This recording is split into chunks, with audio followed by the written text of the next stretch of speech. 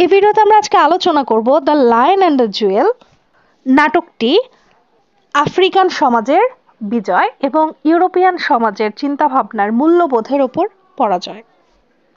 অর্থাৎ এখানে পরাজয় হয়েছে পশ্চিমা শক্তির মূল্যবোধের এবং বিজয় হয়েছে আফ্রিকান বা প্রথাগত মূল্যবোধের।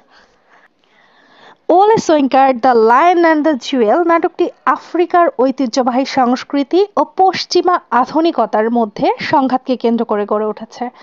নাটকে এই দ্বন্দ্ব প্রথাগত মূল্যবোধের বিজয় এবং পশ্চিমা মূল্যবোধের সীমাবদ্ধতাকে স্পষ্টভাবে উপস্থাপন করে। বারকা দ্য লায়ন প্রথাগত মূল্যবোধের প্রতীক।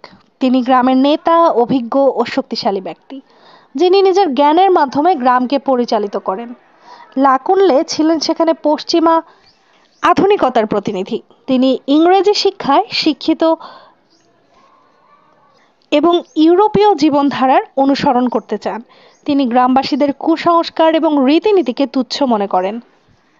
নাটকটি বারকা এবং লাকুনলের মধ্যে সংঘাতের মাধ্যমে দুই ধরনের মূল্যবোধের দ্বন্দ্বকে প্রকাশ করে। সিদি দ্য জুয়েল হলো নাটকের কেন্দ্রবিন্দু, যাকে কেন্দ্র করে বারকা এবং লাকুনলে প্রতিদ্বন্দ্বিতা করে। লাকুনলে পশ্চিমা শিক্ষা এবং সভ্যতা ব্যবহার করে সিদির মন জয় করতে চায়, তবে সে বিয়ের দেনমোহর বা ব্রাইড প্রাইস দিতে অস্বীকৃতি জানিয়ে প্রথাগত নিয়মকে অবজ্ঞা করে। অন্যদিকে বারকা তার বুদ্ধি, শক্তি এবং ঐতিহ্যের মাধ্যমে সিদিকে প্রভাবিত করে। সিদি শেষ পর্যন্ত বারকাকে বেছে নেয়, যা প্রথাগত মূল্যবোধের বিজয়কে নির্দেশ করে। নাটকে গ্রামীণ জীবনধারার সরলতা ও ঐতিহ্যকে গৌরবময়ভাবে উপস্থাপন করা হয়েছে। বারকা গ্রামের ঐতিহ্যের রক্ষক হিসেবে দাঁড়িয়ে আছেন, যেখানে লাকুনলে গ্রামের রীতিনীতিকে পিছিয়ে পড়া বলে মনে করেন। গ্রামের লোকেরা লাকুনলের কথাবার্তাকে গুরুত্ব দেয় না, তারা তাদের প্রথাগত বিশ্বাসে অটল থাকে।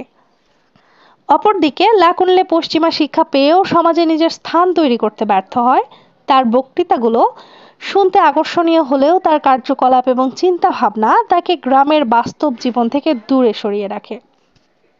নাটকটি বোঝায় যে পশ্চিমা মূল্যবোধ একটি নতুন দৃষ্টিভঙ্গি আনলেও তা প্রথাগত জীবনের শক্তি ও প্রাসঙ্গিকতাকে অতিক্রম করতে পারে না।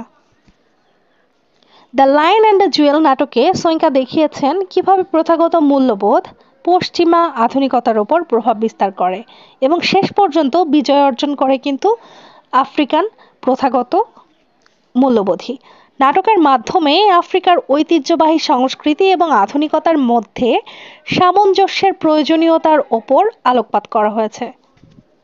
সোয়িঙ্কা মূলত গ্রামীণ প্রথার শক্তি ও টিকে থাকার ক্ষমতাকে তুলে ধরেছেন, যা পশ্চিমা আধুনিকতাকে চ্যালেঞ্জ জানায়।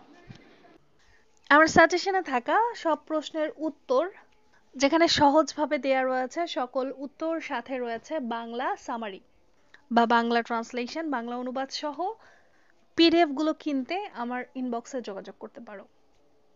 পেজের লিংক ডেসক্রিপশনে দেওয়া থাকবে।